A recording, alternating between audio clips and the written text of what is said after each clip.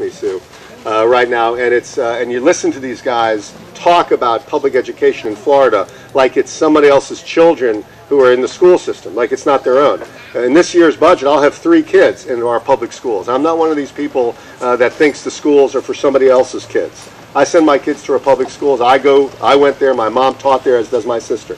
I believe public education and every great challenge of our state begins and ends with how we treat public education. There is no question about that. And that is clear.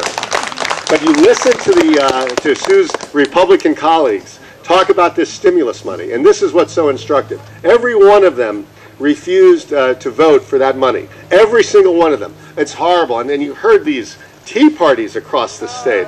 Oh my God! I was thinking about that this morning. I was cleaning up with Democrats, and you're going to clean up here later with Democrats. Democrats are cleaning up their communities. Republicans are involving themselves with cabals based on fear and anger, not standing for anything other than the fact that they're upset. Okay, I mean, what kind of party do they have right now? But I guess my point is, when you think about the stimulus package, the Republicans in the Congress all voted against it. Every single Republican in the Florida legislature is kissing and hugging and loving this stimulus money for education because it is saving their tushes. Okay, and there's no question about it. We're going to have a horrible education budget this year, and shame on them. But if we didn't have $3.5 billion in stimulus money embedded in this budget, it would be horrific.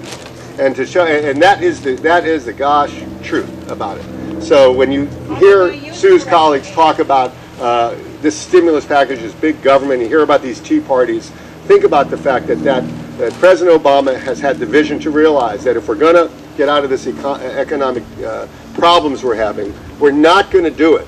We are simply not going to do it by doing things that get us to tomorrow. We got to get things to the next generation, and what he's investing in, education, higher education, green jobs, those kind of things. That's the kind of future we need in this country. And this is finally a president who's thinking about the next generation and not simply about the election cycle. And that's what we as Democrats should be so proud of. So